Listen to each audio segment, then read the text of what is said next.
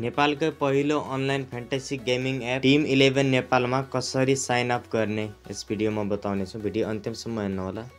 र यो एपलाई डाउनलोड गर्नको लागि तपाईले आफ्नो मोबाइलको प्ले स्टोरमा गएर टिम 11 नेपाल सर्च गरेर यो एपलाई इन्स्टल गर्न सक्नुहुन्छ आफ्नो मोबाइलबाट। एपलाई इन्स्टल गरिसकेपछि एप ओपन गर्नु होला। ओपन गर्ने बित्तिकै यस्तो खाले इन्टरफेस आउँछ र तपाईले पहिलेदेखि नै साइन अप गर्नु भएको छ भने इमेल र पासवर्ड राखेर लगइन गर्न सक्नुहुन्छ।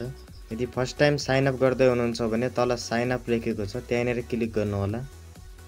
र त्यसपछि सबैभन्दा माथि नेर आफ्नो पुरा नाम राख्नु होला, फुल नेम भनेको छ। र त्यसपछि तलनेर आफ्नो इमेल राख्नु होला।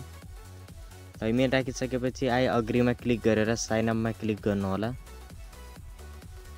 र त्यसपछि चेक योर इमेल भनेको छ। इमेलमा एउटा ओटिपी आउँछ। तपाईले आफ्नो मोबाइलको इमेलमा गएर ओटिपीलाई कपी गरेर त्यो ओटिपीलाई आफ्नो यहाँनेर माथिनेर राख्नु होला। इन्टर ओटिपी लेखेको छ। ओटिपी राखेर तलनेर न्यू पासवर्ड राख्नु होला। दुईटै ठाउँमा नयाँ पासवर्ड राख्नु होला। तपाईले पासवर्ड राख्दा चाहिँ तपाईले सुरुमा @ राखेर यस्तो खाले पासवर्ड राख्नु होला। आफ्नो दुईटै ठाउँमा नयाँ पासवर्ड राखिसकेपछि तपाईले सेट पासवर्ड लेखेको छ त्यहाँनेर क्लिक गर्नु होला। र यहाँबाट सिधै बाहिर फाल्दिन्छ, हेर्न सक्नुहुन्छ। अलाउ गर्नु होला यहाँनेर।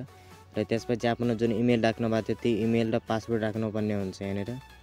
इमेल र पासवर्ड राखिसकेपछि तल सेट माई अकाउन्टमा क्लिक गरेर सिधै लगइन भइहाल्छ यहाँनेर, हेर्न सक्नुहुन्छ। यहाँनेर अलाउ गरिदिनु होला र स्किप गर्नु होला यहाँनेर।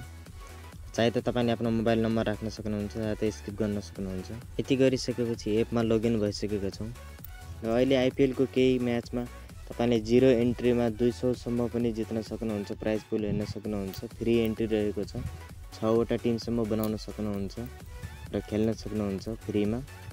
र साथीहरु यसमा टिम कसरी बनाउने, केवाइसी कसरी गर्ने या वालेटमा पैसा कसरी एड गर्ने त्यो बारेमा केही जानकारी चाहनुहुन्छ भने तल कमेन्ट गर्नु होला र मैले भिडियो बनाउने कोसिस गर्नेछु। र साथीहरु यस्तै भिडियो हेर्नको लागि भिडियोलाई लाइक अनि च्यानललाई सब्स्क्राइब गरिदिनु होला। धन्यवाद।